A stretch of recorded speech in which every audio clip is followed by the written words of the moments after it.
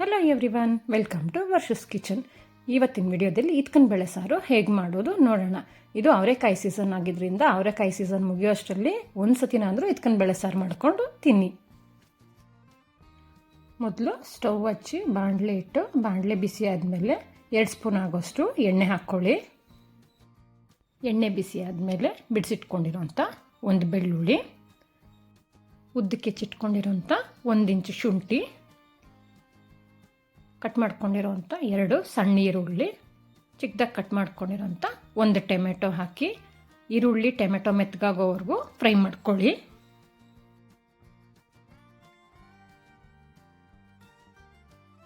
ಈರುಳ್ಳಿ ಟೊಮೆಟೊ ಎಲ್ಲ ಮೆತ್ತಗಾಗಿದೆ. ಇವಾಗ ಅದಕ್ಕೆ 1 ಸ್ಪೂನ್ ಆಗೋಷ್ಟು ಗಸಗಸೆ ಹಾಕ್ಕೊಳ್ಳಿ, 3 ಸ್ಪೂನು ಧನಿಯಾ ಪುಡಿ, 1 ಸ್ಪೂನು ಚಿಲ್ಲಿ ಪೌಡ್ರ್ ಹಾಕ್ಕೊಳ್ಳಿ. ಸ್ವಲ್ಪ ಖಾರ ಬೇಕು ಅನ್ನೋರು ಇನ್ನೂ ಸ್ವಲ್ಪ ಹಾಕ್ಕೋಬೋದು, ಖಾರ ನೋಡಿ ಹಾಕ್ಕೊಳ್ಳಿ. ಎಲ್ಲ ಚೆನ್ನಾಗಿ ಮಿಕ್ಸ್ ಮಾಡಿ ಸ್ಟವ್ ಆಫ್ ಮಾಡಿಕೊಂಡು ತಣ್ಣಗಾಗಕ್ಕೆ ಬಿಡಿ.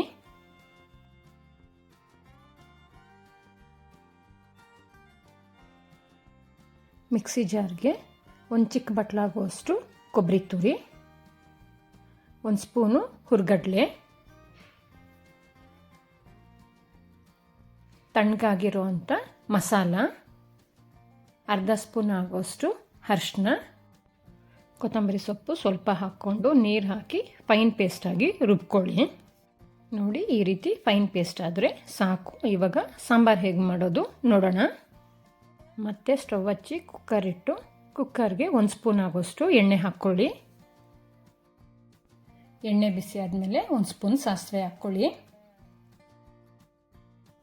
ಸಾಸಿವೆ ಎಲ್ಲ ಸಿಡಿದ ನಂತರ ಚಿಕ್ಕದಾಗಿ ಕಟ್ ಮಾಡ್ಕೊಂಡಿರೋಂಥ 1 ಈರುಳ್ಳಿ ಹಾಕಿ 2 ಎಳೆ ಕರಿಬೇವಿನ ಸೊಪ್ಪು ಹಾಕಿ ಈರುಳ್ಳಿ ಮೆತ್ತಗಾಗೋವರೆಗೂ ಫ್ರೈ ಮಾಡ್ಕೊಳ್ಳಿ.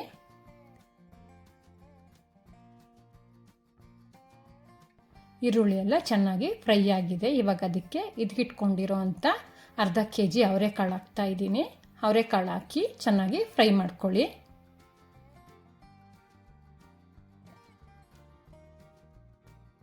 ಇತ್ಕನ್ ಬೇಳೆಕಾಳು ಸ್ವಲ್ಪ ಫ್ರೈ ಆದಮೇಲೆ ರುಚಿಗೆ ತಕ್ಕಷ್ಟು ಉಪ್ಪು, ರುಬ್ಬಿಟ್ಕೊಂಡಿರೋಂಥ ಮಸಾಲ ಹಾಕ್ಕೊಳ್ಳಿ. ಮತ್ತು ಅದೇ ಜಾರ್ಗೆ 2 ಗ್ಲಾಸ್ ಆಗೋಷ್ಟು ನೀರು ಹಾಕ್ಕೊಂಡು ಮಸಾಲಾಗೆ ಹಾಕಿ ಕಲಸಿ. ನಾನಿಲ್ಲಿ 2 ಗ್ಲಾಸ್ ಆಗೋಷ್ಟು ನೀರು ಹಾಕ್ಕೊಂಡಿದ್ದೀನಿ. ಸಾರು ಸ್ವಲ್ಪ ಗಟ್ಟಿ ಬೇಕು ಅನ್ನೋರು ನೀರು ಕಮ್ಮಿ ಹಾಕ್ಕೊಳ್ಳಿ, ಇಲ್ಲ ಸ್ವಲ್ಪ ತೆಳುವಾಗಿ ಸಾರು ಬೇಕು ಅನ್ನೋರು ಇನ್ನೊಂದು ಗ್ಲಾಸ್ ನೀರು ಹಾಕ್ಕೋಬೋದು.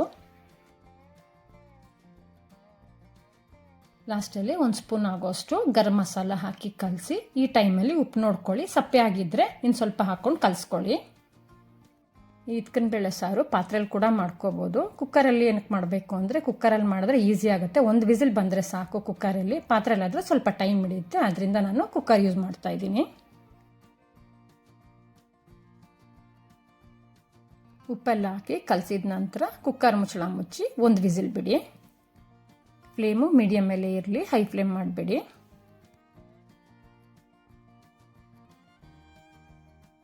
ಒಂದು ವಿಸಲ್ ಆಗಿ ಕುಕ್ಕರು ಪ್ರೆಷರೆಲ್ಲ ಹೋಗಿದೆ. ಇತ್ಕನ್ ಬೇಳೆ ಸಾರು ರೆಡಿಯಾಗಿದೆ. ಈ ಇತ್ಕನ್ ಬೇಳೆ ಸಾರು ಮುದ್ದೆ, ಚಪಾತಿ, ಅನ್ನ, ದೋಸೆ, ಇಡ್ಲಿ ಏನಕ್ಕೆ ಬೇಕಾದ್ರೆ ಹಾಕ್ಕೊಂಡು ತಿನ್ಬೋದು. ಸೂಪರ್ ಕಾಂಬಿನೇಷನ್ ಆಗಿರುತ್ತೆ. ಈ ಅವರೆಕಾಯಿ ಸೀಸನ್ ಹೋಗೋಷ್ಟರಲ್ಲಿ ಒಂದು ಸತಿ ಟ್ರೈ ಮಾಡಿ. ಈ ಇತ್ಕನ್ ಬೇಳೆ ಸಾರು ನಿಮ್ಗೆ ಇಷ್ಟ ಆಗಿದ್ದರೆ ಲೈಕ್ ಮಾಡಿ, ಶೇರ್ ಮಾಡಿ, ಸಬ್ಸ್ಕ್ರೈಬ್ ಮಾಡಿ.